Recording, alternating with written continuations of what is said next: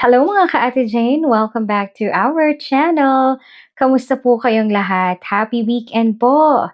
At dahil weekend, hayaan niyo naman akong handugan na naman kayo ng panibagong kwento na magpapakilig sa atin.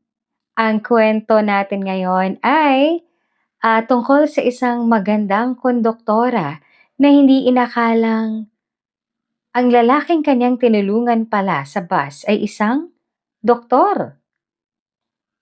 Excited ka na bang malaman kung anong nangyari? Kung ready ka na, magsimula na tayo. Habang nakatanaw sa hindi kalayuan, ang mga luha sa mga mata ni Billy ay sabay-sabay na bumagsak. Parang gripong bukas. Tuloy-tuloy, ayaw paawat. Ayaw uminto. Sabayan pa ng paninikip ng kanyang dibdib na para bang sasabog dahil sa galit. Dahil mula sa kanyang pwesto, pinapanood niya kung paano siyang pagtaksilan ng kaniyang kasintahang si Mitch.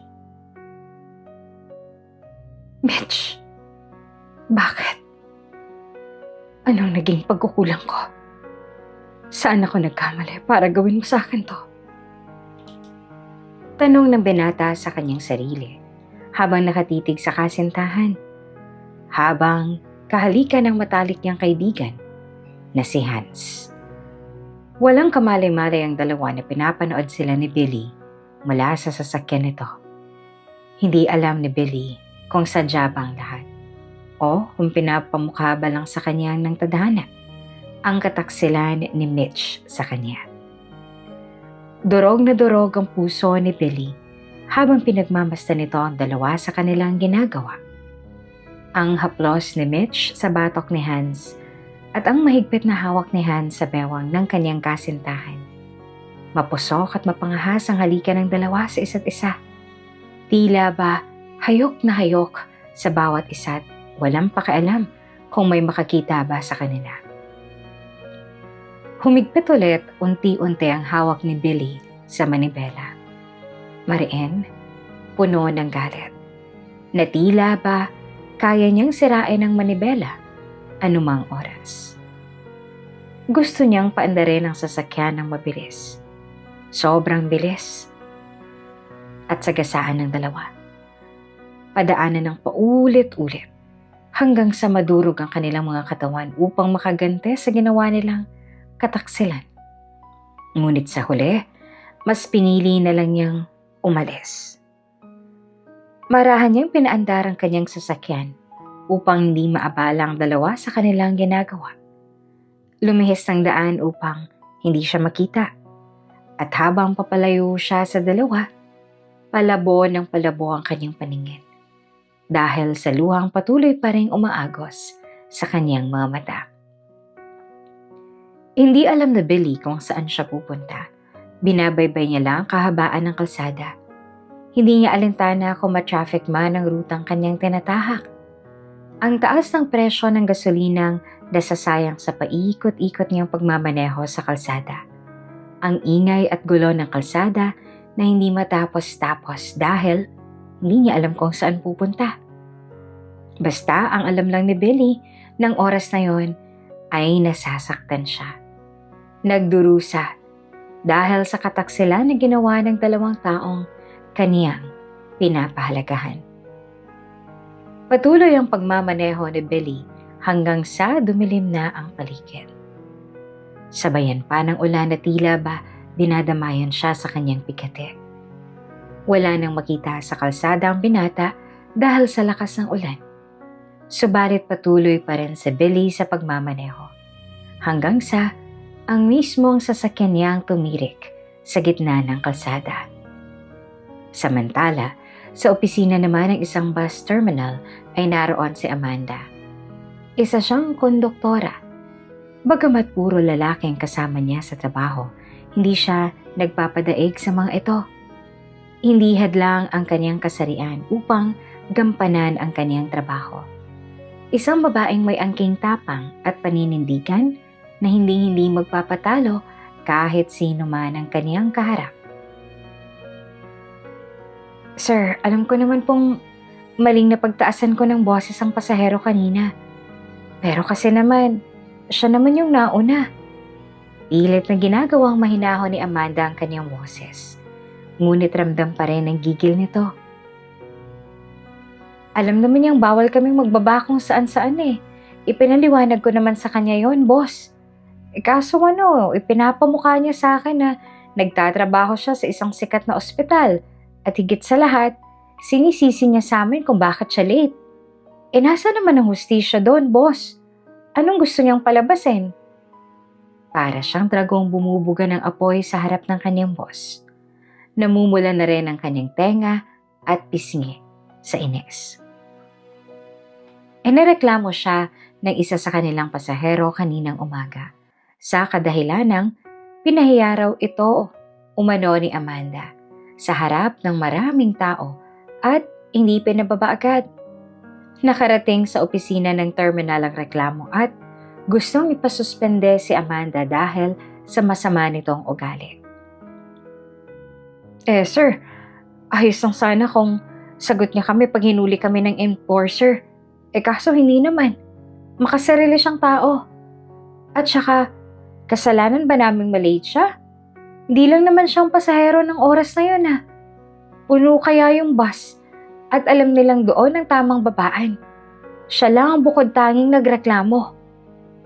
Gigil nitong dagdag na halos pumutok ng ugat sa leeg dahil sa gigil. Napahawak na lang sa kanyang sentido ang boss. Alam niyang may punto si Amanda. Ginagawa lang nito ang kanyang trabaho ng tama. Subalit sabi nga nila, customer is always right. Sige, ganito na lang. Ililipat muna kita ng ruta. Hindi ka muna dito sa Maynila. Magprobinsya ka na muna para maiwasan natin ang ganitong pangyayari. Hindi kasi malabong masakay ulit sa bus natin ang lalaking yon. Mas naging seryoso ang mukha ng boss ni Amanda at mas lumalim ang boses. Alam ko namang ginagawa mo lang ang trabaho mo. Pero Amanda, pasahero natin siya. Nahinto si Amanda at natauhan. Pero hayaan mo na. Gagawin ko na lang ng paraan to. At ngayon lang to naiintindihan mo. Ani ng boss ni Amanda. Hindi ito patas. Tila ba nakakababa ng dignidad dahil nasa mali na nga ang lalaki nagrereklamo, ngunit sa huli ay siya pa rin ang dapat na panigan. Ayos lang ba sa'yo yun, Amanda? Naiintindihan mo ba ang mga sinabi ko? Ulit na tanong ng boss. Masakit man ito para kay Amanda ay wala siyang magagawa. Empleyado lang siya pati na rin ang kanyang boss. Ayaw naman niyang lumaki pang gulo kaya nagparaya na lamang ito. Opo, wala pong problema. Mahinahong sagot ni Amanda. Saang ruta naman po ako mapupunta? Palusena kita ilalagay. Last trip ang biyahe mo. Tura ng boss ni Amanda. Matapos mag-usap ni Amanda at ang kanyang boss, ay lumabas ito ng opisina at agad siyang sinalubong ng matalik niyang kaibigang si Joel.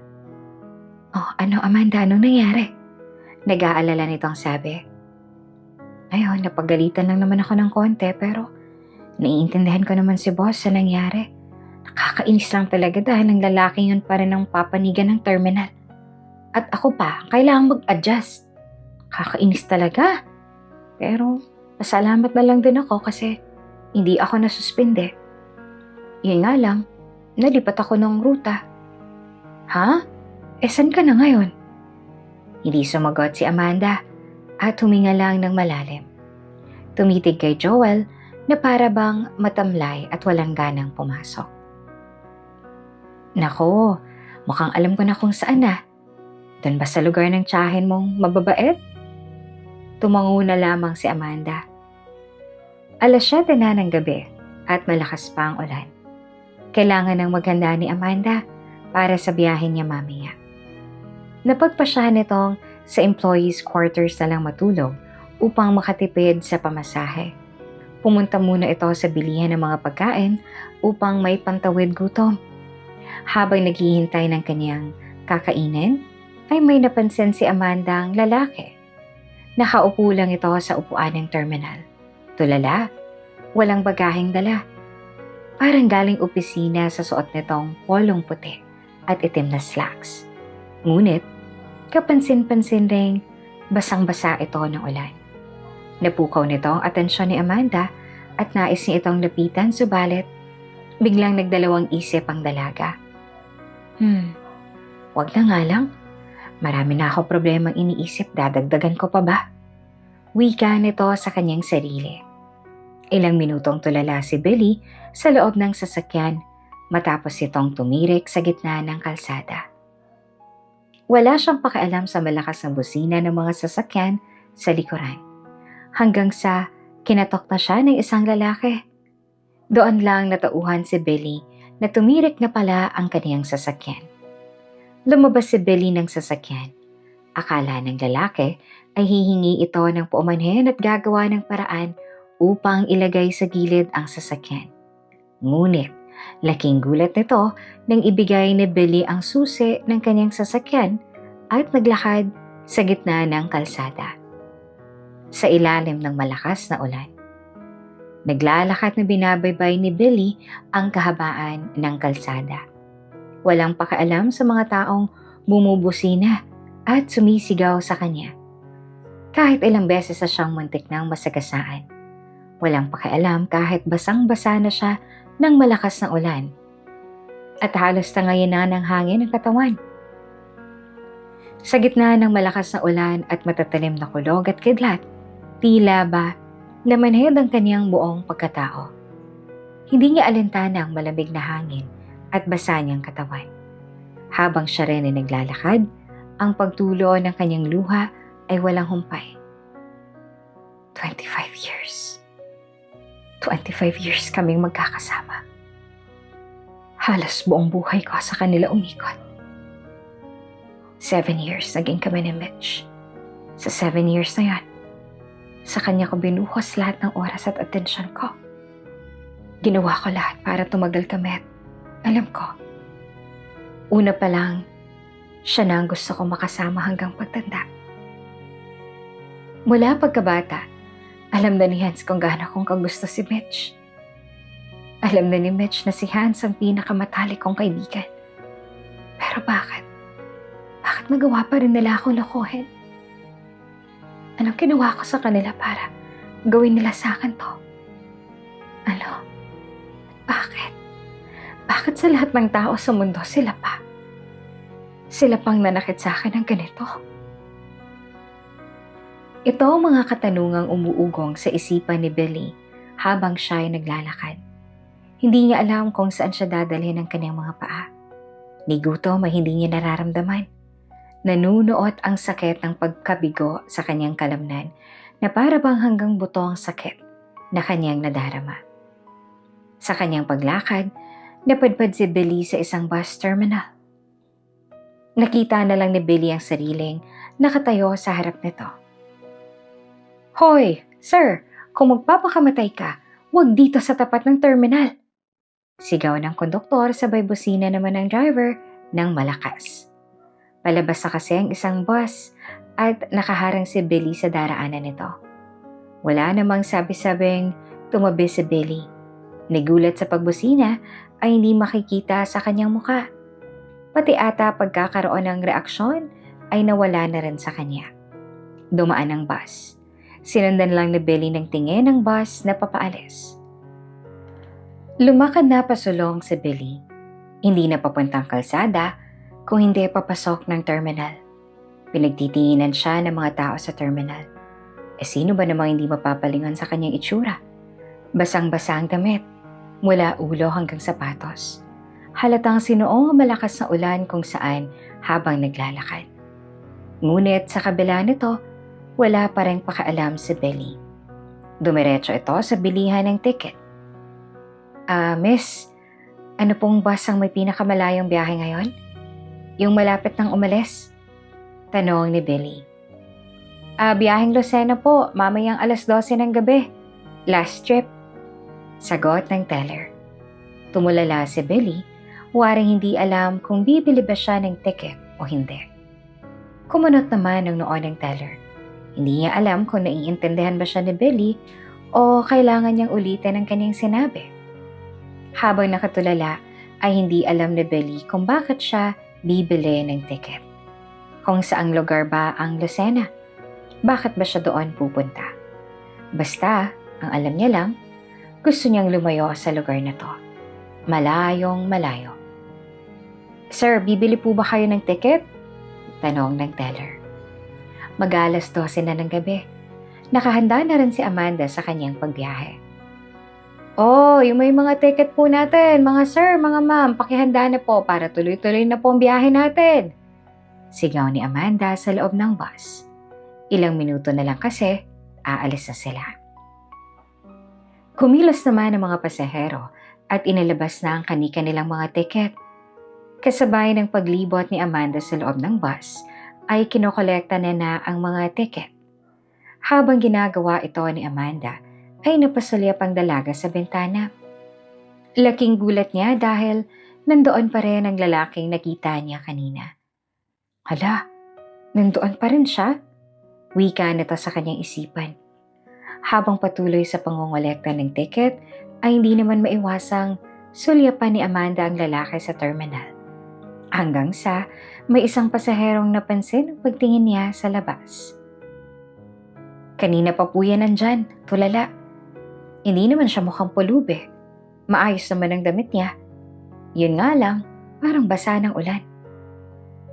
Ganun po ba? Baka may hinihintay lang. Ani Amanda habang pinagpapatuloy ang kanyang ginagawa. Hanggang ganitong oras? Pagtataka ng pasahero. Opo. Yung parang sa mga pelikula, 'di ba? Yung naghihintayan yung magsyota sa terminal ng bus.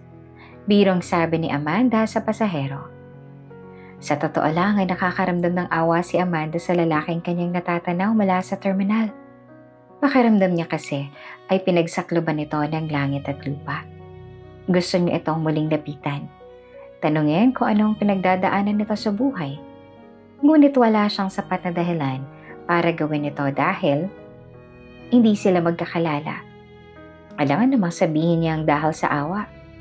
At paano kung tama ang kanyang hinala na may hinihintay lang itong girlfriend? At kung gano'n na nga, panira pa siya ng moment. Aalis ng bus. Sinara ng pinto at nakapwesto na rin si Amanda sa kanyang upuan. Nang biglang may isang lalaking humabol na sumakay ng bus. Teka lang, sasakay po ako. Sigaw ng lalaki. Biglang huminto ang bus. Mabuti na lang at hindi nito nasagasaan ng lalaki dahil bigla ba naman itong humarang sa daraanan ng bus. Nagulat ang karamihan ng pasahero. Pinagbuksan nila ang lalaking humabol sa bus at naking gulat ni Amanda dahil ang lalaking humabol sa bus ay ang lalaking kanina pang nakatulala sa terminal.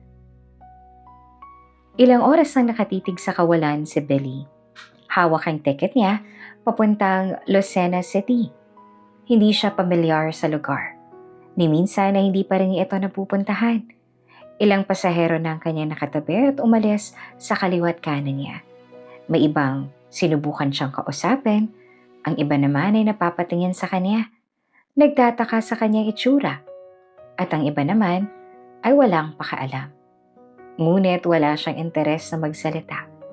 Wala siyang pakialam kung anong iisipin nila. Dahil nanunuot pa rin sa kanyang isipan ang nakita niyang kataksilan. Ramdam niyang ang tubig ulan sa kanyang damit ay natuyo na. Malamig ang kanyang pakiramdam. Nanunuot na rin ang sakit ng kanyang ulo. Nanginginit na rin ang kanyang mga mata. Ngunit mas nananaig pa rin ang sakit sa kanyang puso. Lucena! Lucena! Paalis na!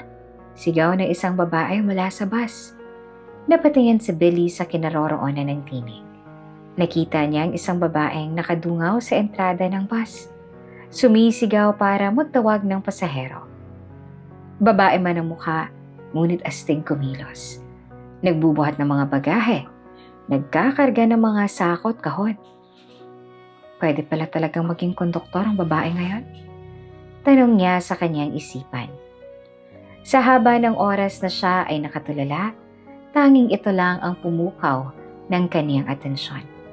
Nakatitig lang siya sa bus na yon hanggang sa umalis. Nakatitig sa babaeng konduktor. At nang mabasa niya ang plaka sa unahan ng bus, doon niya napagtanto na ito pala ang bus na sasakyan niya. Kaya mabilis siyang tumakbo at hinarang ang bus. Sa kanyang pag-akyat nakita niyang nakatitig ang lahat sa kanya.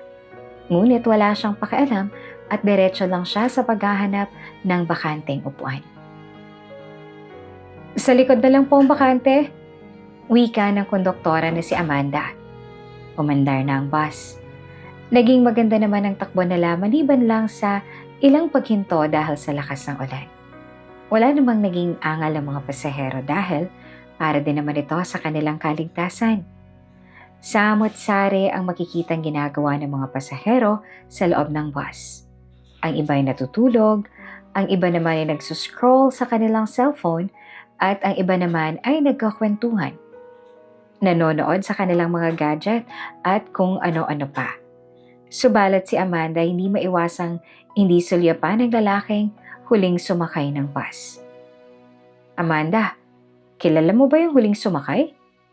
Tanong ng driver ng bus. Hindi po, pero kanina ko pa po siya nakita sa terminal. Nung kasagsagan ng ulan. Tapos po nung nangungulekta ako ng ticket. Sabi nung isang pasahero natin, katabi raw nila yung lalaki yun sa terminal. Tulala lang siya. Ayos lang po kaya siya? Tanong ni Amanda. Abay malay ko. Kung gusto mong malaman ng sagot sa tanong mo, wala namang masamang magtanong. Alalahanin mo 5 oras tayong magkakasama sa bus na to. At mukhang mas matatagalan pa nga dahil sa lakas ng ulan. Ani ng driver. Hindi alam ni Amanda kung tama ba ang kanyang gustong gawin. Ngunit, hindi talaga siya mapakali. Parang may bumubulong sa kanya na kausapin ang lalaki. Subalit, tuwing lalapit siya dito, ay bigla niyang tatanungin ng kanyang sarili. Ano na naman kayang kanyang sasabihin? At bakit ba niya gustong tanungin ang lalaki? May mapapala ba siya kung malalaman niyang pinagdadaanan nito? Huminto muna ang bus sa gasolinahan. Maraming bumaba upang bumili ng pagkain. Ang iba naman ay nag-CR. At ang karamihan ay bumaba upang mag-una. Halos si Amanda at ang lalaki lang ay natira sa loob ng bus. Dahil pati ang driver ay bumaba. Nakapwesto na si Amanda sa may likod, nakatanaw sa lalaki.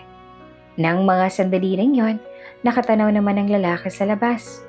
Pinagmamasta ng mga kapwa pasahero niya na nasa labas.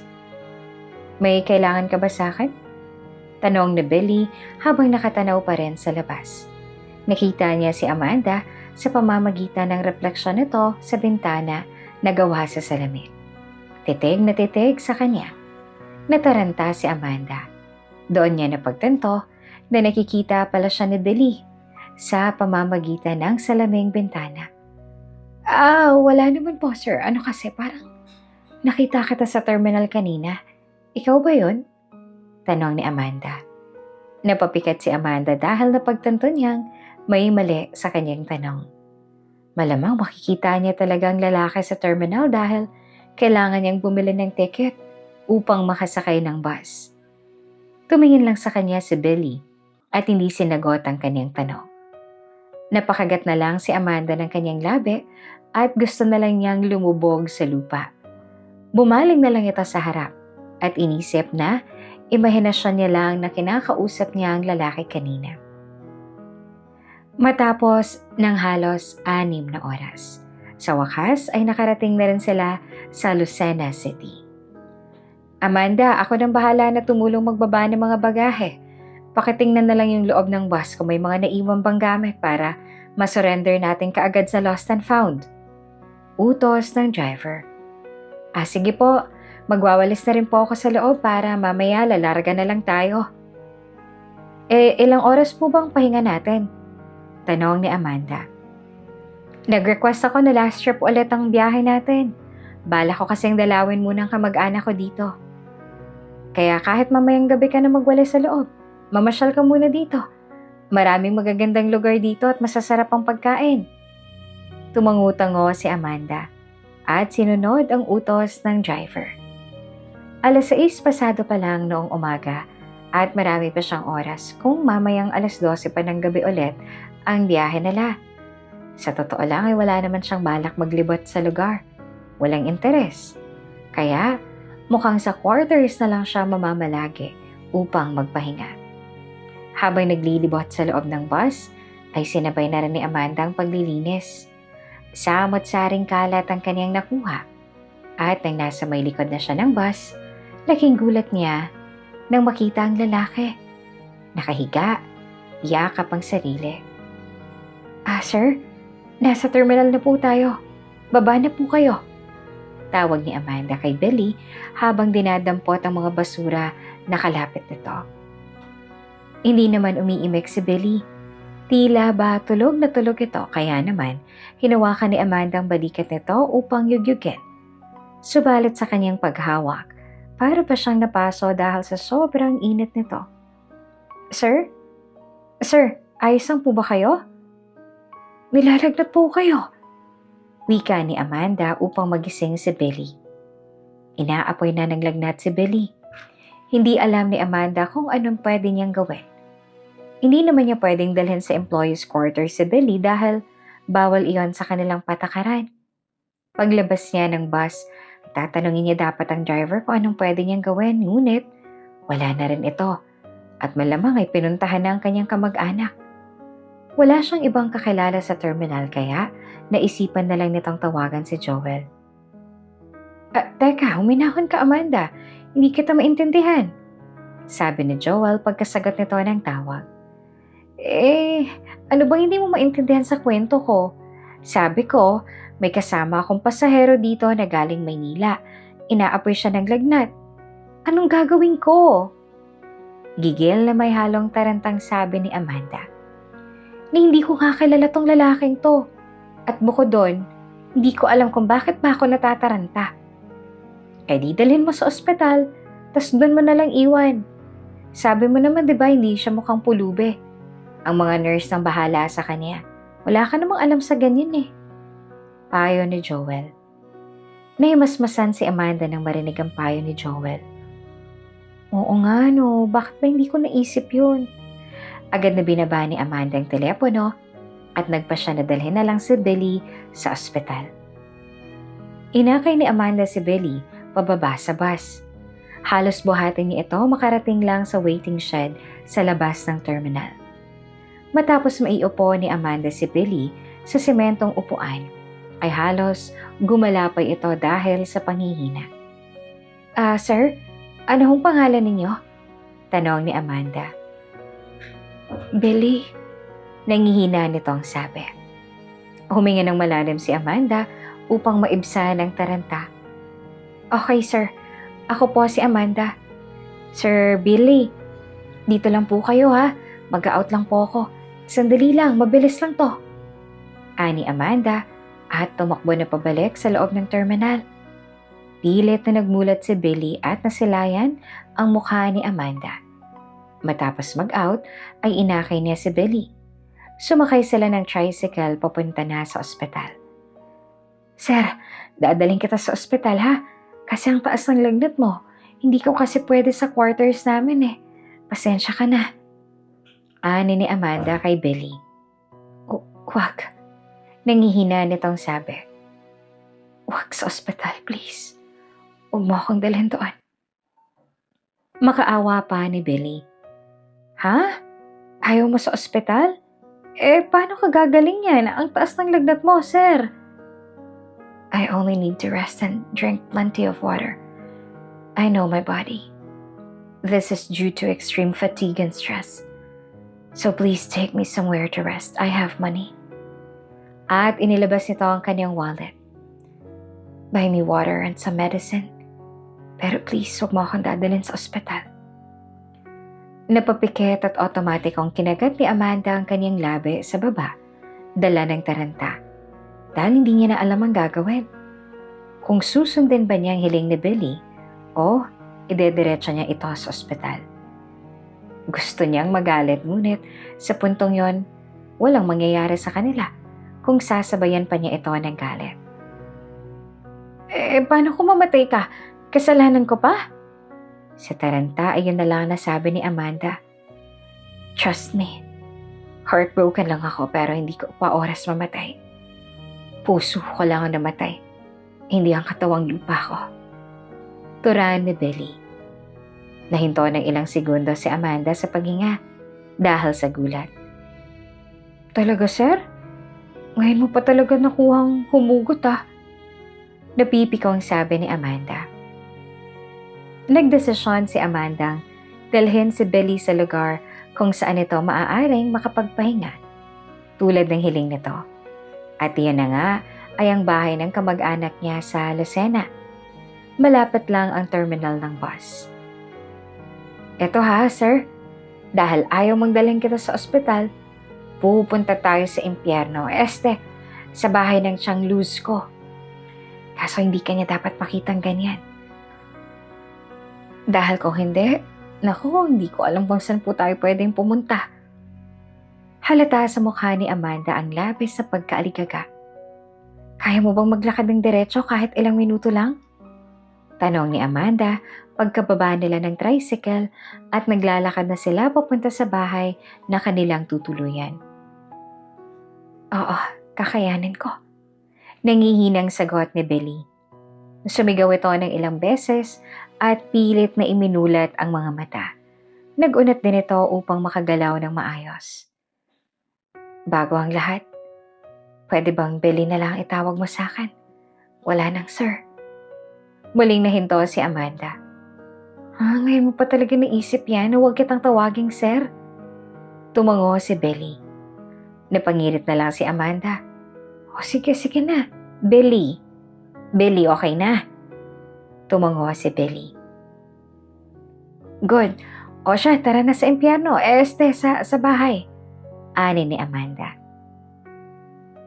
Aba, magaling ka rin Amanda? Ang tagal mo nang nagmamaynila tapos ngayon mo lang naisipang dumalaw dito. Anong ipinagmamalaki mo? Na may trabaho ka. Kung hindi dahil sa amin ng Tiyang Dory mo, pupulutin ka lang sa kangkungan. Masungit na salubong ng kanyang Tiyang Luz. Ngumiti lamang si Amanda at binaliwala ang pagtataray ng kanyang Tiyang Luz. Tiyang, si Billy nga po pala. Ano po, kasama ko sa trabaho. Dito po muna kami tutuloy. Kaso po sa quarters po kasi maraming tao ngayon.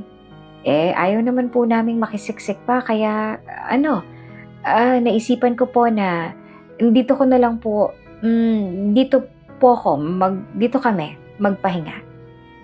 Aba, talaga namang nagdala ka pa ng kasama. Magaling Anong ipapakain ko dyan? Hanggang kailan kayo? Palamunin to? Palamunin agad? Hindi ba pwedeng makikitulog lang? At siyang aalis din po kami mamayang gabi. Pabirong sabi ni Amanda. Salit-salitang tinitigan ni Billy ang magtiyahin. Ngayon, alam na ni Billy kung bakit tila ba namomroblema si Amanda kanina nang sila ay papunta sa bahay ng kanyang Tiyang Luz. Hindi sila magkasundo. Kitang-kita ang kasungitan ng kanyang tiyahin at halatang ayaw niyang patuluyan si Amanda ng oras na yon. We'll rent your house. The whole house. Sabat ni Billy. Kinuha nito ang kanyang wallet. Here, is 5,000. Is this enough for our stay? Halos mahulog ang panga ni Luz nang makita ang 5,000 na inabot sa kanya ni Billy. Ang masungit na tong mukha ay biglang umaliwalas at agad na hinablot ang 5,000. Bahala ka na sa buhay mo, Amanda. Siya nga pala, aalis ako ngayon, At total, andito ka rin naman. Magluto ka ng hapunan ko. At siguraduhin mong bago ako umuwi, wala na kayo dito sa bahay. Sambit nito na para bang hindi ka mag-anak ang kanyang kausap. Pikit matang tinanggap ni Amanda ang mga sinabi ng kanyang Tiyang Luz. Pumunta agad ito sa bakanting kwarto at doon pinahiga si Billy. Hindi naman halata ni Luz na inaapoy na ng lagnat si Billy ng mga oras na yon. dahil nakatuon na lang ang tingin nito sa 5,000 renta nito sa kanyang bahay. Belly, pasensya ka na sa tiyang lose ko Huwag ka mag-aalala. Kung hindi lang naman dahil sa'yo, wala akong balak pumunta dito. Wika ni Amanda habang inaalalayan si Billy na humiga. Parang kasalanan ko pang bumalik ka sa lugar na to We can get a room naman sa mga hotel dito. Sabi ko naman sa'yo, di ba may pera ako? Sabi naman ni Billy. Hotel? Patawa ka ba? Probinsya to. Nasa bayan pang mga motel. Motel walang hotel dito. At kung alam ko lang na willing kang maglabas ng 5K, di sana nga nagmotel na lang tayo kaysa marinig po pang masayang salubong sa akin ng mabait kong tiyahin. Halatang hindi ka taga-probinsya. Kaya nagtataka ako bakit ka ba papunta dito? Tanong ni Amanda. I need to escape sa magulong mundo sa Maynila. Malungkot nito ang sabi. Sana all pwedeng mag-escape pag naguguluhan na sa buhay. Sige. Magpahinga ka na nang gumaling ka. Diyan ka na lang at bibili ako ng mga gamot mo. Ipagluluto na rin kita ng lugaw nang magkalaman naman yung tiyan mo at gumaling ka na. Alalahanin mo yung narinig natin kay Chang Luz, Mamayang gabi daw, dapat wala na tayo dito. Kahit nirentahan mo tong bulok na bahay to ng 5,000, kaya dapat mamaya magaling ka na. Okay? I can't promise na magaling na ako hanggang mamaya.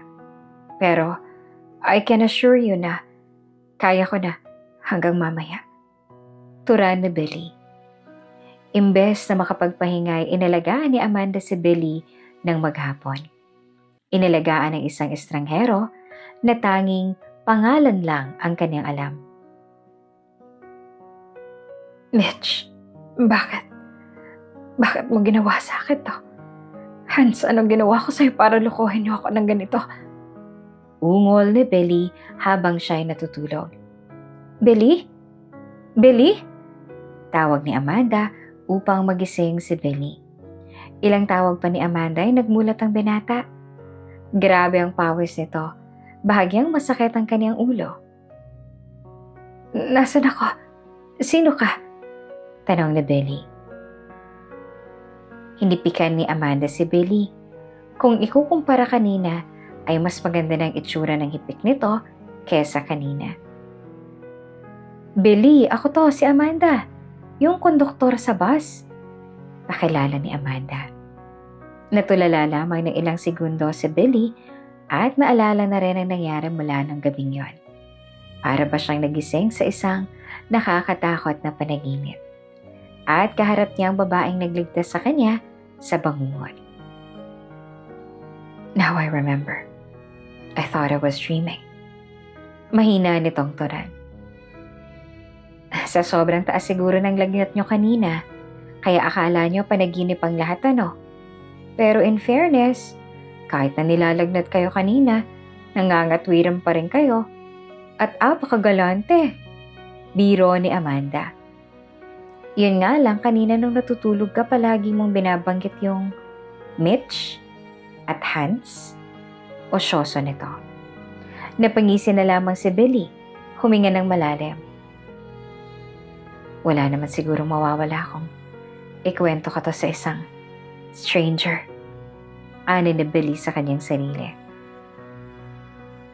I saw my best friend Hans and my girlfriend Mitch kissing at the parking lot. Panimula ni Billy. Parang gumuho ang mundo ko nung nakita ko yon. Hindi ko nga alam kung paano ako napunta sa terminal ng bus at bakit ko naisipang pumunta sa lugar na to. Ang alam ko lang, gusto kong lumayo. Malayong malayo. Sa lugar na walang nakakakalala sa akin. Sa lugar na gusto ko lang umiyak. Sumigaw at magwala. Ibuhos lahat ng sakit na nararamdaman ko. Ipagsigawan kung gaano kasakit ang ginawa nila sa akin. Mitch, she is my first love. My only love. And Hans, he's my best friend. But in the end, they betrayed me. Hindi ko alam kung anong ginawa kong mali para gawin nila sa akin to. They stabbed me at the back. Hindi ko alam kung kailan pa ako nila niloloko. Pero kahit anong sabihin nila, the damage has been done. Sobrang sakit, Amanda. Sobrang sakit. Naluluhang kwento ni Billy. Natulala si Amanda. Ngayon, alam niya na kung bakit ganun na lang ang itsura ni Billy mula nang nakita niya ito sa terminal. Miserable. Wala sa sarili. Tulala. Hindi niya maisip kung gaano ba kasakit ang nararamdaman ni Billy at hindi naman niya to kilala ng personal. Nahipo ng kwento ni Billy ang kanyang puso. Awa at pagkahabag ang nararamdaman ni Amanda para kay Billy. Kitang-kita nito ang bugtong mga mata ni Billy. Ang lungkot nito na halatang sobra itong nasaktan sa ginawa sa kanya. Sorry sa nangyari sa inyo, sabi ni Amanda na halatang naaapektuhan sa kwento ni Billy. You have nothing to sorry about. Masakit lang talagang pagtaksala ng mga taong pinahalagahan mo buong buhay mo. Hindi ko nga alam kung sinong dapat sisihin eh. Hanggang sa sinisi ko na lang ang sarili ko dahil sobrang mahalaga sila sa akin. Malungkot na sabi ni Billy. Tuluyan na ngang nahabag si Amanda sa kwento ni Billy. Naawa, nalungkot. Gusto niyang damayan si Billy ngunit hindi niya alam kung papaano. Hatian sa sakit na nararamdaman. Upang kahit papaano ay maibisan ito pero paano? Hinawakan ni Amanda ang pisngi ni Billy. Tinitigan niya ito sa mga mata. Bakas ang lungkot dito. Sakit at bigati. May galit ngunit mas nangingibabaw ang sakit. Wala kang kasalanan at hindi mo naman dapat sisihin ang sarili mo eh. Dahil nagmahal ka lang. Minahal mo lang si Mitch at nagtiwala ka kay Hans. Habang hinihimas ito ng banayad, ang malambot nitong pisngi. Pinapahid ang mga luhang muling pumapatak. Mga luhang tanda ng sobrang pagmamahal ni Billy sa taksil niyang kasintahan. Hinawakan ni Billy ang kamay ni Amanda. Hinimas ng konti. Naramdaman nitong seryoso at walang bahid ng pagkukunwari ang mga sinabi ni Amanda sa kanya. Sabay nag-init muli ang kanyang pakiramdam. Ngunit sa pagkakataong to, hindi na dahil sa pagod at tila magkakaroon ng sakit. Init na nagmula sa puso. Nagkatitigan ng dalawa. Nasilayan ni Billy ang morena at makinis na kutes ni Amanda.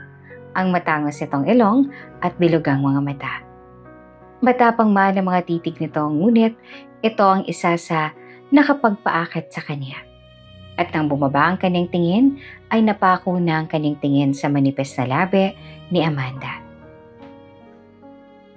Nakita na lang niya ang sariling papalapit kay Amanda at tatangkain niya itong halikan. Hindi na niya mapigilan ang galaw ng kanyang katawan hanggang sa mailapat niya na ang mga labi sa labi ni Amanda. Nagulat na lamang si Amanda dahil hinayaan niya si Billy sa paghalik sa kanya. Naramdaman niya ang init ng bawat nito. Mainit, banayad, punong-puno ng pagmamahal hanggang sa naglakbay na ang kanilang mga kamay sa katawan ng bawat isa. At naganap ang isang mainit na tagpo sa katanghaliang tapat. Nagising si Billy dahil sa pawis na naramdaman niyang dumaloy sa kanyang leeg ng hapong iyon. Sa kanyang pagmulat, nakita niya ang isang babaeng nakasiksik sa kanyang tangiliran, si Amanda. Mahimbing itong natutulog. Tila ba komportable sa kanyang pwesto. Marahan niyang inangat ang ulo nito at iniunat ang kanyang braso upang doon ito umunan. Kasabay nito ay otomatikong yumapos ang dalaga kay Billy. At lalong humimbing ang tulog nito. Habang nasa ganoon silang posisyon, ay pinagmasdan ni Billy ang mukha ni Amanda. Banayad na hinawi ang mga buhok na nakatabon sa mukha nito. At marahang hinimas ang balikat. Hindi siya makapaniwala na hahantong ang lahat sa ganito. Hindi niya alam na dadalhin siya ng kaniyang kalungkutan sa ganitong tagpo. Hindi niya ikakailang masaya siya at binuhos niya kay Amanda ang lahat. Mula sa galit hanggang sa maramdaman niya ang saya. Ang init na ngayon lang niya muling naramdaman. Hinayaan niya si Amanda gawin lahat ng kaniyang nais. Alam niyang nasasaktan ito noong umpisa, ngunit nagtiwala si Amanda sa kanya upang maabot ang rurok ng kaligayahan. Hindi niya alam kung bakit niya yun nagawa at bakit pumayag si Amanda. Ngunit ang mahalaga sa kanya ng oras na yon ay tapos na ang kanyang pagiging martyr kay Mitch. At handa na siyang bumangon at buuin muli ang kaniyang sarili. "You're very kind." Mahina nitong wika, sabay buntong hininga. Sa kabila ng saya ay unti-unti itong napalitan ng pagkabahala. Hindi niya masabing tama ang kanyang ginawa. Tila ba naging makasarili siya sa kanyang ginawa. Ngunit sa oras na yon, nakaramdam siyang muli ng pagmamahal galing sa isang tao. Galing kay Amanda. Sana nakilala kita sa ibang sitwasyon at hindi sa ganitong pagkakataon. Nito at hinalikan ng dalaga sa noo. "Thank you, Amanda, sa pag-aalaga sa akin. Alam kong sobra-sobrang abalang ginawa ko," sabi ni Billy habang naglalakad sila papuntang terminal. Maayos ng pakiramdam ni Billy. May konti pa itong sinat, ngunit kaya niya na ang kanyang sarili. Madilim ang paligid at malamig ang simoy ng hangin. May mga dumaraang tricycle at jeep, ngunit hindi kasing dami ng sa Maynila. May mga batang naglalaro ng taguan sa tabi ng kalsada at may mga nanay na may dalang hanger dahil papauwiin na nila ang kanyang mga anak.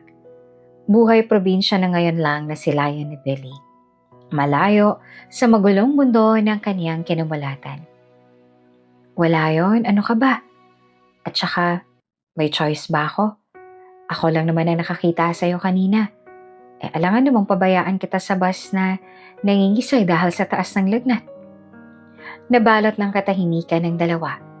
Hindi nila alam pareho kung dapat pa ba nilang pag-usapan ang nangyari sa kanila o hayaan na lamang ito ay lumipas. Sa palagay ko, dito muna ako." Basag ni Billy sa katahimikan nila ni Amanda. Ganun ba? Pwede naman.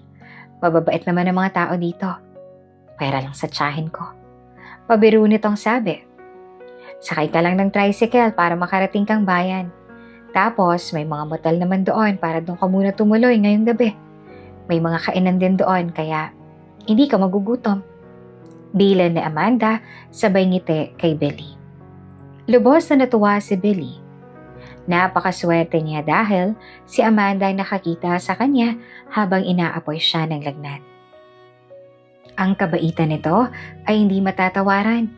Tinuring niya itong isang malaking utang na loob at balang araw ay masusuklian din niya ito sa tamang panahon. "Someday, when we meet again, I'll bring back the kindness you gave me." Huminto ang dalawa dahil malapit na sila sa terminal. "Ano ka ba? Hindi naman ako humihingi ng kapalit. Masaya ako dahil nakatulong ako." Ngiti-ngiti naman na sabi ni Amanda. Pinara ni Amanda ang isang tricycle na dumaan. Binili na ng tricycle driver na ibaba si Billy sa bayan. Kumaway pa nga si Billy bilang paalam kay Amanda. At sinundan ni Amanda ng tingin ng tricycle na lulan si Billy. Napahawak si Amanda sa kanyang dibdib. Dahil hanggang sa mga oras na yon, hindi pa rin mawala sa kanyang pakiramdam ang matipunong yakap sa kanya ni Billy. Ang mainit itong bisig na yumapos sa kanyang balingkinitang katawan. Ang mga halik nitong banayad na ngayon niya lang natikman. Ang pag-angkin nito, para siyang nananaginip at ayaw niya nang magising. Gusto na lang niyang manatili sa mga bisig ni Billy at iwan ang masalimuot na buhay na kanyang dinadanas. Subalit alam niyang hindi kailanman yon mangyayari. Alam niyang may katapusan ang lahat. Tila ba, pinatikim lang kay Amanda ang mga sandaling yon upang makapagpahinga siya sa mundong masalimuot na kanyang ginagalawan. Habang papalayo ang tricycle na kanyang tinawag, ay nagising si Amanda sa realidad. Amanda, tapos ng panaginip mo. Back to reality na. Wika nito sa kanyang sarili at pumasok na sa terminal ng bus. Isang buwan ang nakalipas. Yung mga ticket po, pakilabas na para hindi na po kayo maabala mamaya sa biyahe. Sigaw ni Amanda habang nakatayo sa bus at binabalanse ang sarili. Matapos mangolekta ng bayad at umupo na si Amanda sa bakanteng upuan malapit sa pwesto ni Joel na siya ng driver ng bus. Magpahinga ka na dyan, wala naman na tayong isasakay dahil bawal nang huminto kung saan-saan. May pagkain din ako dyan, kumuha ka na lang. Alok ni Joel. Salamat Joel ha. Pasensya ka na kasi ako ngayon kahit tubig hindi ako makabili. Ano ka ba? Wala yun. Para ba saan pa't magkaibigan tayo? Ikaw pa ba malakas ka sa akin? Wika naman ni Joel. Hindi manhid si Amanda para hindi maramdaman ang pagpapahalaga sa kanya ni Joel. Hindi bilang kaibigan, kundi bilang isang babaeng matagal niya nang hinahangaan. Ang babaeng matagal niya nang gusto pa noon pa man. Nasa high school pa lang sila ay hayagan ng paghanga sa kanya ni Joel. Ngunit sa hindi malaman na dahilan ay wala siyang maramdamang espesyal kay Joel. Tanging pagiging magkaibigan lang ang kanyang nararamdaman dito. Nakokonsensya man ay sinabi na ni Amanda na hanggang doon lang ang kanyang ibibigay. Bilang magkaibigan at hanggang doon lang. Tinanggap yun ni Joel at pinili pa rin itong manatili sa tabi ni Amanda. Sabi pa nga nito kay Amanda, hanggat walang lalaki mag-aalaga sa'yo, nahihigit sa kaya kong ibigay, hindi ako aalis sa tabi mo. Hayaan mo ako manatili sa tabi mo, kahit bilang kaibigan lang. Hayaan mong kusang mamatay ang pagmamahal ko sa'yo. Hayaan mong matauhan ako para alam ko sa sarili ko na hanggang huli, ginawa ko ang lahat para mahalin mo ako. Ang mga katagang yon ang pinanghahawakan ni Joel hanggang ngayon. Umaasa na balang araw, matututunan siyang mahalin ni Amanda at masusuklian ang kanyang pagmamahal kahit konti lang. Nakarating na sila sa terminal. Tulad ng kinagawian, si Joel na ang tumulong na magbaba ng mga bagahe at si Amanda naman ang naglinis ng bus dahil isang oras lang ang kanilang pahinga ay babiyahe ng muli sila. Ngunit, laking gulat ni Amanda nang makita niya ang kanyang kapatid na si Mina. Nakaupo sa terminal at luhaan kasama din ito si Dino, ang bunso nilang kapatid. Nakahiga sa hita ni Mina at namimilipit dahil sa sakit ng tiyan. Mina, bakit ano nangyari? Tarantang sabi ni Amanda nang malapitan niya ang mga kapatid. Ate, si Dino po ang taas ng lagnat. Tapos kanina po siya iyak mang iyak dahil ang sakit daw po ng tiyan niya. Ate, hindi ko na po alam ang gagawin ko. Umiiyak na sabi ni Mina. Ate, ang tiyan ko po ang sakit. Ate ko. Umiiyak na sabi naman ni Dino. Walang pagdadalawang isip na itinakbo ni Amanda ang kapatid sa ospital. Naiwan si Joel sa terminal at nagpresentang siya nang magsasabi sa kanilang boss sa nangyari. Sa emergency ng ospital, naroon si June, isa sa admission clerk. June, late ka na naman. Ano, habit mo ba ang pagiging late? Gigil na sabi ng kanilang head.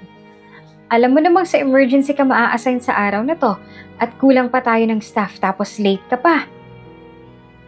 Hindi pa man lang na ibababa ni June ang kanyang mga gamit ay abot na si entrance ang hospital ang sermon sa kanya. Nang dahil dito, hindi na maipinta ang mukha ni June. Busangot at yamot. Hindi ko naman kasalanan na traffic eh. At hindi ko kasalanan ang layo-layo ng binabaan ko. Bad trip na yan umagang-umaga. Mulumod nitong sabi habang nilalapag ang gamit sa kanyang pwesto. Dahil sa napagalitan si June, ay dala na nito ang Ines sa maghapon. Hanggang sa Isang mukhang hinding-hindi niya makalimutan ang kanyang nakita. Isang babae ang tumatakbong pumasok sa emergency ng ospital. Karga ang isang batang lalaki at may kasunod na batang babae. Yung kapatid ko po, sobrang sakit ng tiyan niya.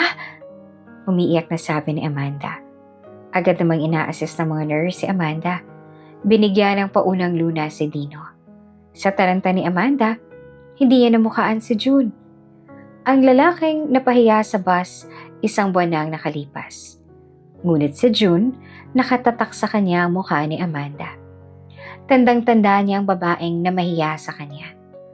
Matapos pakalmahin ay nakatulog si Dino. Bakas pa rin sa kanyang mukha ang sakit at halatang nahihirapan siya sa kanyang nararamdaman. Walang ginawa si Mina kung hindi ang umiyak. Hindi niya kasi maintindihan ang nangyayari. Samantalang si Amanda, kailangang magpakatatag. Kailangan niyang maging matibay para sa kanyang mga kapatid. Nurse, ano pong lagay ng kapatid ko? Tanong ni Amanda sa nurse sa kanyang nakita. Oras na rin kasi nang sila'y puntahan ng doktor. Nakikita niya rin ng ibang mga ina-admit kada oras pero pansin niyang parang walang umaasikaso sa kanila. Ano pong pangalan ng pasyente? Tanong ng nurse. Dino po. Dino Marasigan. Sige po ma'am. Tignan ko po sa admission kung sino ang naka-assign sa kanya ha? At kung ano pong progress ng mga test na ginawa sa kanya. Magalang na sabi ng nurse. Nakontento si Amanda sa sinabi ng nurse. Subalit, oras na naman ang lumipas at wala na namang umasikaso sa kanila. Alam niyang nasa isa silang pampublikong ospital. Ngunit, hindi naman siguro makatarungan na walang tumitingin sa lagay ng kanyang kapatid. Nagising na rin si Dino at iniinda na naman ng sakit ng kanyang tiyan. Umiiyak at halos gusto nang humiyaw dahil sa sakit. Kaya naman, naghanap muli si Amanda ng mapagtatanungan tungkol sa kalagayan ng kanyang kapatid. May nakausap muli siyang nurse at tulad ng nauna, ganon pa din ang sagot nito sa kanya. Gusto niyang magalit. Gusto niyang magreklamo ngunit hindi niya magawa. Dahil mababait ang nurse sa kanyang nakausap.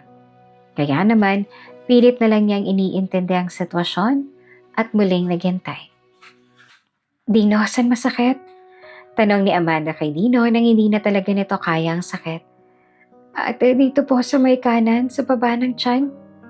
Ang sakit ho, sobrang sakit. Umiiyak na tong sabi. Ate, sobrang sakit, ate. Daing nito habang lumuluha.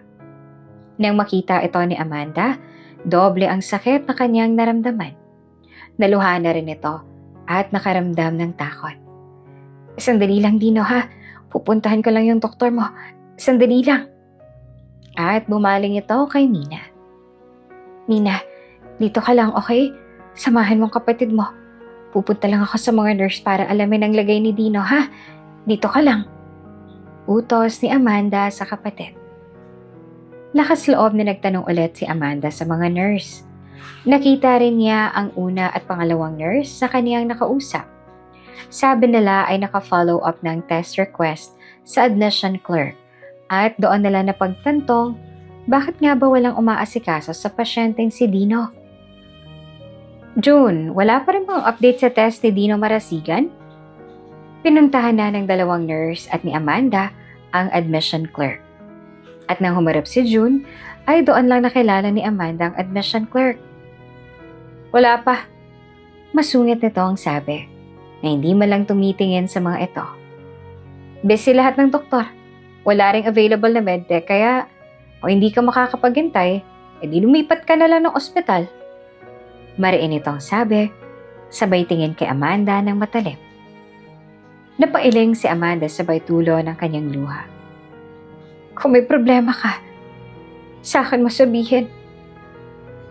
Sa akin mo ibunton. Huwag mong idamay ang kapatid ko. Hindi na napigilan ni Amanda ang kanyang damdamin. Hindi na niya ito nakontrol. Para siyang bulkang sumabog. Umalingaw-ngaw sa hallway ang sigaw ni Amanda. Nagulat ang dalawang nurse sa kasama ni Amanda. Hindi man bago ang ganitong eksena sa ospital, lalo na kung may mga pasyenteng nagrereklamo. Ngunit ng araw na yon, nauliligan ni Billy ang diskusyon sa may admission desk. Karaniwan na ito sa kanyang pandinig at hindi na pinapansin.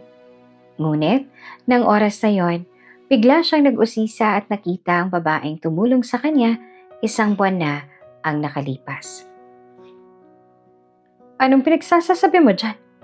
Wala naman nga talagang available na doktor at medtech para tignan niyang kapatid mo. At ano bang pinagmamalaki mo sa akin ngayon? Anong pakiramdam ng mapahiya? Ngayon mo pa sa akin sasabihin? Sinong tama sa ating dalawa? Pagmamataas ni June. Baka nakakalimutan mo. Nasa teritoryo kita.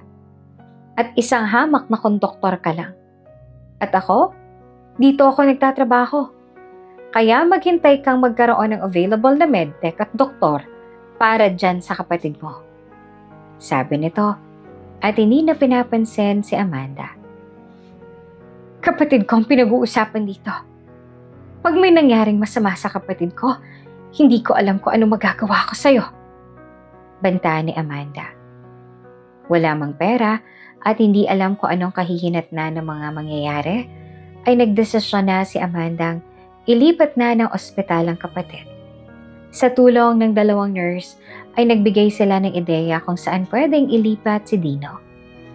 Pupuntahan na nila si Dino nang laking gulat nila dahil wala na ito sa kanyang kama. Dino? Dino? Nataranta si Amanda. Ma'am, kayo po bang kapatid ni Dino? Tanong naman ng isang nurse na nag-aayos na ngayon ng kama. Oo, ako nga, nasaan ang kapatid ko? Tanong ni Amanda na sobrang natataranta sa nangyayari. Nasa operating room na po siya, ma'am. Malapit na po kasing mag-rupture ang appendix niya, kaya kailangan ng urgent operation. Paliwanag ng nurse. Operation? Opo, ma'am. Pero don't worry po about the expenses. May nag-sponsor po ng lahat ng gastos ni Dino. Samahan ko po kayo, ma'am, sa waiting area. Andun na rin po ang kapatid ninyong si Mina. Hinihintay po kayo. Aya ng nurse. Ate, salubong ni Mina kay Amanda. Nasa waiting area si Mina na nakaupo. May hawak na tinapay at juice. May styro din sa kalapit na upuan nito. Mina, niyapos niya ang kapatid ng mahigpit. Okay ka lang? Kamusta kaya si Dino? Nag-aalala nitong tanong. Sabi ni Doc Pogi, ate, magiging okay na to po si Dino pagkatapos ng operation. Sabi din ng mga nurse, si Doc Pogi daw ang pinakamagaling na doktor dito sa ospital, kaya sigurado daw po nagagaling agad si Dino. Kwento ni Mina. Habang nakikipagtalo si Amanda, ay nakita niya si Billy. Kahit nakatalikod ito mula sa kanyang kinatatayuan, ay kilala ni Billy ang boses ni Amanda. Ang matapang at palaban nitong boses na hindi magpapatalo kahit kanino man. Si Billy ay isang resident doctor sa naturang ospital. Siya rin ang pinakamagaling na surgeon at general practitioner sa ospital. Nang makita niya si Amanda ay agad niyang inalam kung sino ang pasyenteng kasama ni Amanda. Nalaman nitong ang mga test request ay nakapasa na pero hindi ito priority. Tila ba hinuhuli ang test request ni Dino at ang doktor at nurse na nakatalaga sa kanya ay binibigyan ng sunod-sunod na pasyente. Nakakitaan agad ito ng anomalya ni Billy, kaya siya na mismo ang nag-request ng mga test at ginawang urgent ang lahat. Hindi na nito pinadaan sa admission clerk. Mabilis na ginawa ang lahat. At nang makuha ni Billy ang resulta ng test, doon niya napag-alamang malapit na palang pumutok ang appendix ni Dino. Agad na umaksyon si Billy at pinahanda ang mga kailangan para maisagawa agad ang operasyon ni Dino. Habang hinahanda si Dino ay kinausap ni Billy si Mina na siyang bantay naman ito. Binigyan ng pagkain at maiinom.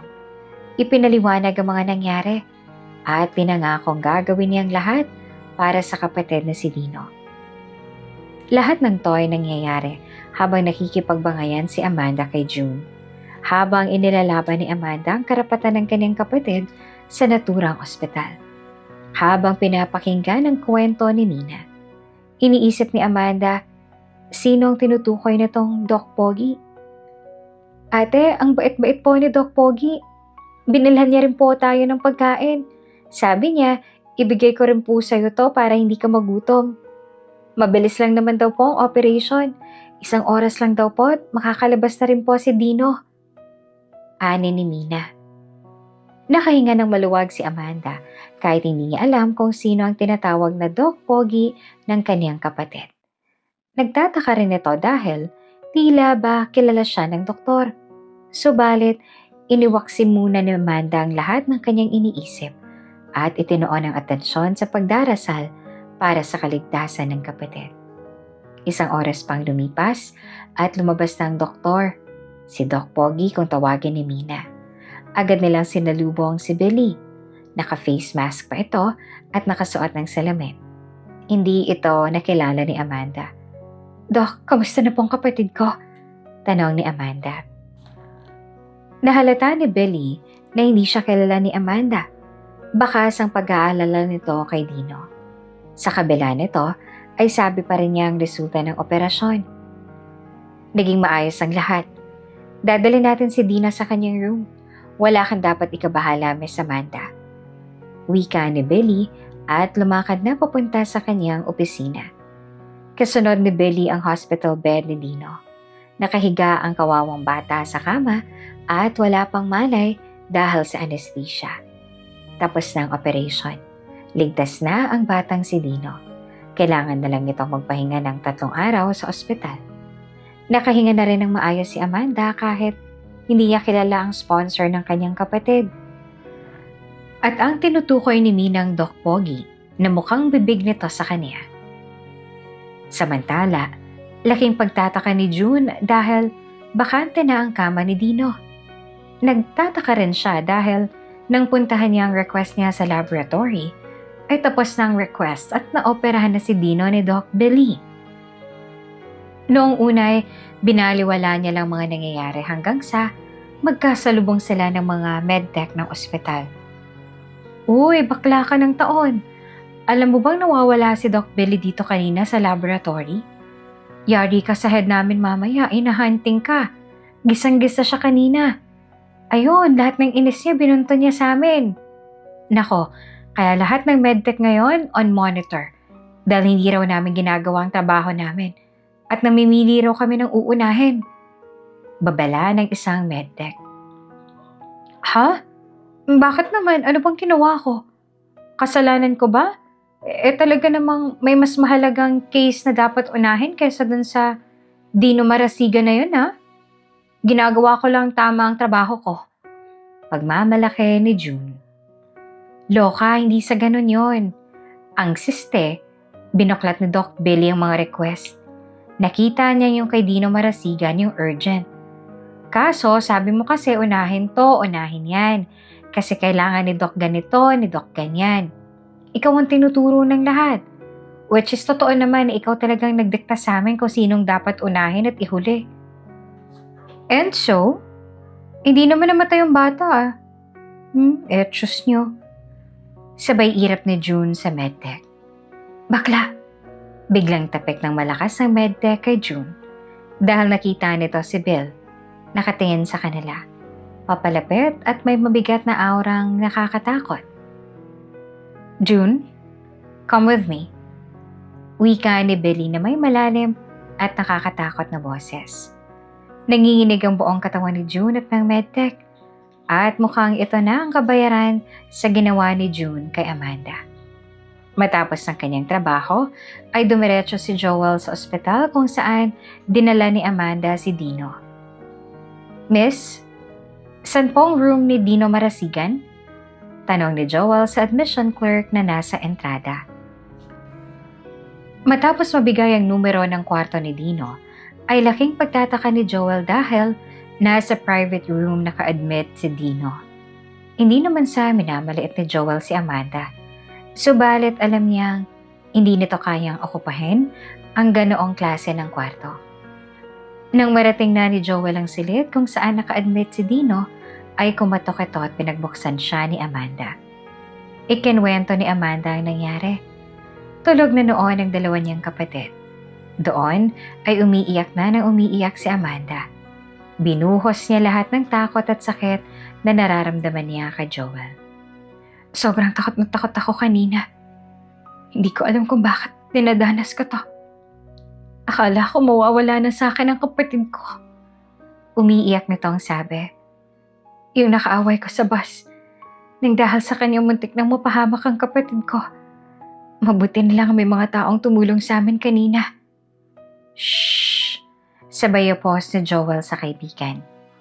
Ang mahalaga, may taong busilak ang pusong tumulong sa'yo. At kung sino man siya, dapat mo siyang pasalamatan.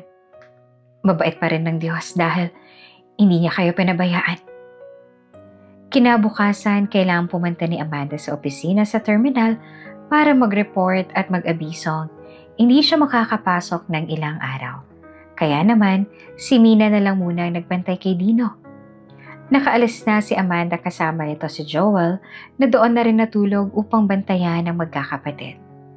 Minuto lang ang lumipas at siya ay dumating naman si Billy, ang tinatawag ni Mina na Doc Pogi. Doc Pogi! Salubong niya kay Billy. May dalang pagkain si Billy. Agahan para kay Mina at kay Amanda. Ngunit hindi na niya naabutan ang dalaga. Habang kumakain ay walang ginawa si Billy kung hindi lumingalinga. Tila may hinahanap. Nasaan ang ate mo? Tanong ni Billy. Umalis po muna siya kasi po magpapaalam po siya sa trabaho niya na ilang araw daw po siya hindi makakapasok. Kaya ako na lang po munang bantay ni Dino. Ah, ganun ba? Teka, kayo lang bang tatlong magkakasama? Nasaan ang magulang ninyo? Sunod na tanong ni Billy.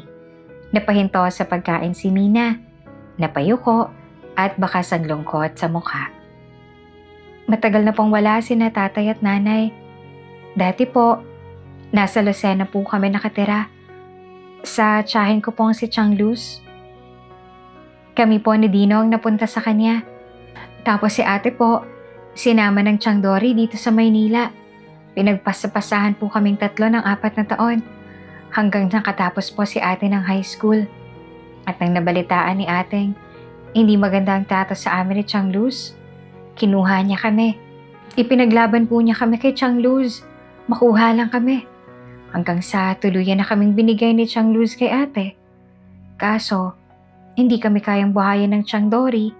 Pinapili ni Chang Dory si ate kung kami ba o pag-aaralin siya sa college. Kaming pinili ni ate. Kapalit ng pangarap niya. Habang nagkukwento, ay hindi mapigilan ni Minang umiyak. Nahabag naman si Billy sa kwento ng buhay ng magkakapatid. Kaya napilitan kaming umalis doon. Pagpapatuloy ni Mina. Si ate, naghahanap ng trabaho at naging konduktor siya sa bus terminal. Kwento ni Mina. Lalo niya nang naiintindihan ng mga pangyayari sa buhay ng magkakapatid. Subalit, sa kabila nito, nagagawa pa rin ngumiti ni Amanda at harapin ang malupit na mundo na may tapang at paninindigan. Sinamahan ni Billy si Mina balak nitong manatili hanggang sa pagbalik ni Mina. Sakto at off nito sa trabaho kaya naman hindi siya kailangan sa ospital. Sumapit ang tanghali at dumating rin si Amanda. Kumatok ito sa pinto at laking gulat nito kung sino ang sumalubong sa kanya. Billy? Gulat nito ang sabi. Hi, Amanda. Bate ni Billy na nga ang ngiti. May bitbit na pagkain si Amanda. Pinagsaluhan nila ito bilang tanghalian. Ate, magkakalala po kayo ni Doc Pogi? Tanong ni Mina sa kanyang ate. Oo, naging pasahero namin siya, kaya kilala ko siya. Maikling paliwanag ni Amanda, sabay patagong saliyap kay Billy. Nakaramdam naman ng hiya si Amanda. Hiya dahil hindi niya akalaing magkikita silang muli ni Billy. At pagkasabik dahil hindi naman niya maitatanggi na hindi niya makalimutan ang araw na magkasama sila, isang banang nakakaraan. Wow, ang galing naman! Doc Pogi, kaya niyo po ba kami tinulungan dahil mabait ang ate ko sa inyo? Nung naging pasahero ka niya? Inosenteng tanong ni Mina. Oo, sobrang bait ng ate mo. Kaya ito na lang nalaman kong kailangan niyo ng tulong. Walang pagdadalawang isip na tinulungan ko kayo. Tulad ng ginawa mo ng ate mo sa akin. Nakangiting sabi ni Billy kay Amanda.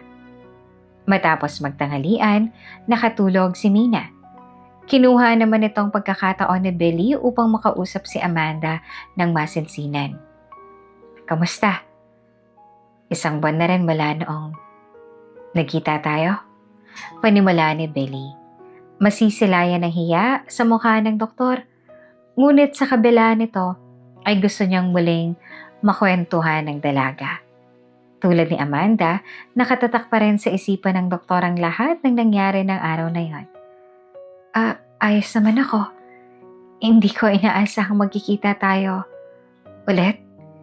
At hindi ko akalaing doktor ka pala. Doktor na ayaw magpadala sa ospital. Natatawang sabi ni Amanda. Pero biro, maraming salamat sa pagtulong sa amin. Lalo na sa kapatid ko. Maraming salamat. Huwag kang mag-aalala. Gagawin ko ang lahat mabayaran ka sa kahit na anong paraan.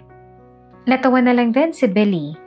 Sa katunayan, kaya ayaw niya magpadala sa ospital ng araw na yon, bukod sa nagdideliryo na siya ng oras na yon, ay baka may makakilala sa kanya sa ospital na kanilang pupuntahan. Kaya mas pinili niyang ipaubaya ang kanyang buhay sa isang babaeng hindi niya kilala. At nang dahil doon, dahil kay Amanda, nagawang mag-move on ni Billy sa kanyang taksil na kasintahan at makita ang isang buhay na simple, tahimik at payapa. Wala yon. Sabi ko naman sa'yo, diba? I'll bring back the kindness you gave to me. At bukod doon, I really want to find you. I tried to go to the terminal pero tuwing itatanong ko sa mga driver ng bus kung nasan ka, sasabihin lang nilang nasa biyahe ka. Inintay kita ng ilang beses pero biglang may tatawag sa akin at kailangan ako dito sa ospital. I thought ayaw tayong pagtagpuin ng tadhana pero kung kailan hindi ako pumunta sa terminal, saka kita nakita. At nakikipag-away sa admission clerk.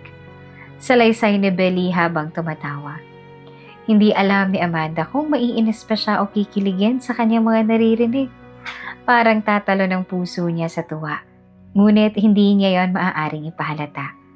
Tanging pangiti lamang ng maliit ang kaniyang naging tugon sa kwento ni Billy sa kanya. Si Billy ang personal na tumingin kay Dino. Inalagaan niya ito ng mabuti hanggang sa ito ay makarecover at gumaling. Matapos ng 3 araw ay pupwede na silang lumabas ng ospital. Ihahatid ko na kayo. Total pa out naman ako. Alok ni Billy. Hindi na, kaya na namin to. Ako nang bahala sa kanila. Ani naman ni Joel na tila ba sinusungitan si Billy. Ay, ano ba kayong dalawa? Kaya ko na Biglang napahawak si Amanda sa hawakan ng hospital bed. Nakaramdam ito ng matinding hilo. Amanda, ayos ka lang? Nag-aalalang tanong ni Billy. Oo, ayos lang ako. Nahilo lang ako ng konti. Pagod lang siguro.